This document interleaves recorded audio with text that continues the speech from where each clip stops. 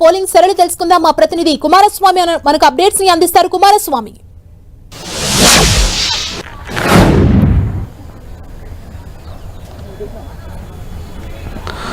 ఉమ్మడి వరంగల్ జిల్లాలో ఉన్నటువంటి 6 జిల్లాల్లో కూడా గ్రామ పంచాయతీకి సంబంధించినటువంటి పోలింగ్ ప్రక్రియ చురుగ్గా కొనసాగుతుంది. ఉదయం 7 గంటలకే మొత్తంగా కూడా ఓటర్లు తమ ఓటు హక్కును వినియోగించుకునేందుకు పెద్ద ఎత్తున పోలింగ్ కేంద్రాలకు వచ్చి చేరుకున్నటువంటి పరిస్థితి. మొత్తం ఉమ్మడి వరంగల్ జిల్లాలో ఉన్నటువంటి రెండో విడతకు సంబంధించినటువంటి పోలింగ్ ప్రక్రియ లోపల పెద్ద ఎత్తున పోలీసులు మాత్రం 1924 మంది పోలీసులు వరంగల్ పోలీస్ కమిషనర్ సంప్రీత్ సింగ్ నేతృత్వం లోపల భారీ బందోబస్తు ఏర్పాటు చేశారు. 530 సర్పంచ్ స్థానాలకు 1751 మంది అభ్యర్థులు తమ భవితవ్యాన్ని పరీక్షించుకుంటున్నటువంటి పరిస్థితి ఉంది. 4101 వార్డు స్థానాలకి మొత్తం 9572 మంది అభ్యర్థులు తమకు సంబంధించినటువంటి భవితవ్యాన్ని పరిశీలించుకుంటున్నారు.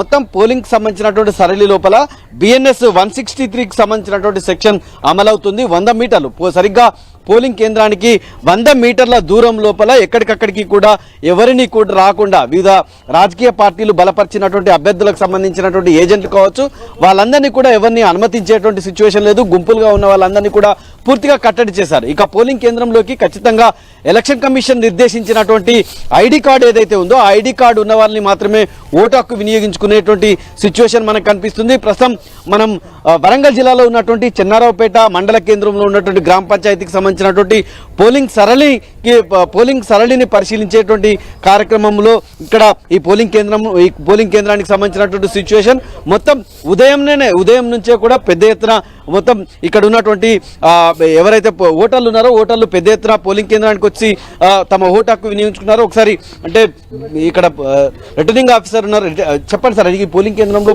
పోలింగ్ ప్రక్రియ ఎట్లా కొనసాగుతుంది? పోలింగ్ ప్రక్రియ ప్రశాంతంగా కొనసాగుతుంది, ఎటువంటి అవాంఛనీయ సంఘటనలు జరగకుండా. ఇందులో మొత్తము ఓటర్లు కేటాయించినవి మనకి 3166. ఇప్పటి వరకు 9 గంటల వరకు 404 ఓట్లు పోలాయి, దగ్గర 12% అయింది.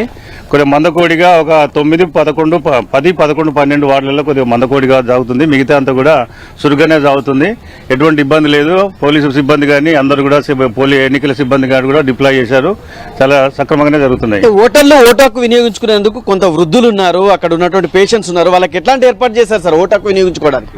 వృద్ధుల కంటే అంటే గవర్నమెంట్ మాకు ఎటువంటి ఏర్పాటు అంటే ఏం లేవు సార్, వాళ్ళే ఏర్పాటు చేసుకుని వస్తున్నారు. వాళ్ళకి సంబంధించిన వాటిని తీసుకొని వచ్చి వాళ్ళే వేసేసుకుంటున్నారు. కానీ ప్రభుత్వం తరఫున కానీ లేదా పోలింగ్ సిబ్బంది తరఫున కానీ ఎటువంటి ఏర్పాట్లు వాటిని మాత్రం చేయలేదు. వీల్ చైర్ లాంటి ఏర్పాటు చేశారు, పోలింగ్ కేంద్రానికి తీసుకెళ్లి వీల్ చైర్ లాంటి ఏర్పాటు చేశారా? ఎట్లా? వీల్ చైర్లు మాకైతే ఏం అందియలేదు సార్ వాస్తవంగా గవర్నమెంట్. వాస్తవంగా ఇంత ముందుకు ఏది ఎమ్మెల్యే ఎలక్షన్స్ ఇచ్చారు కానీ ఈసారి మాత్రం ఏమీ ఇవ్వలేదు. ఇది బిఎల్ఓలు ఇప్పటికే ఓటర్ స్లిప్స్ పంచాలి, చాలా వార్డులలో కూడా మీ బిఎల్ఓలు ఓటర్ స్లిప్స్ పంచకపోవడం వల్ల అంత కన్ఫ్యూజ్ అవుతున్నారు. అట్లాంటిది ఏమైనా మీ నోటీస్ లో ఉందా? అది మాకేం తెలియదు సార్. అది మా వరకు ఏంటంటే మా పరిధి ఓన్లీ ఆర్ఓ పరిధి ఏంటంటే ఈ పోలింగ్ స్టేషన్ లో మాత్రమే మేము చూసుకోవాలి కాబట్టి బయట జరిగేది మాకు తెలియదు సార్. ఇది మొత్తంగా కూడా పోలింగ్ ప్రక్రియ అనేటువంటిది ఉమ్మడి వరంగల్ జిల్లాలో ఉన్నటువంటి 6 జిల్లాల్లో ప్రశాంతంగా కొనసాగుతుంది. ఉదయం 7 గంటల నుంచే ఓటర్లు పెద్ద ఎత్తున ఇక్కడ పోలింగ్ కేంద్రానికి వచ్చి ఓటు హక్కును వినియోగించుకుంటున్నారు. సరిగ్గా 7 గంటలకు ప్రారంభమైనటువంటి పోలింగ్ ప్రక్రియ 1 గంటకు ముగుస్తుంది. 2 గంటల నుంచి కౌంటింగ్ ప్రక్రియ స్టార్ట్ అవుతుంది.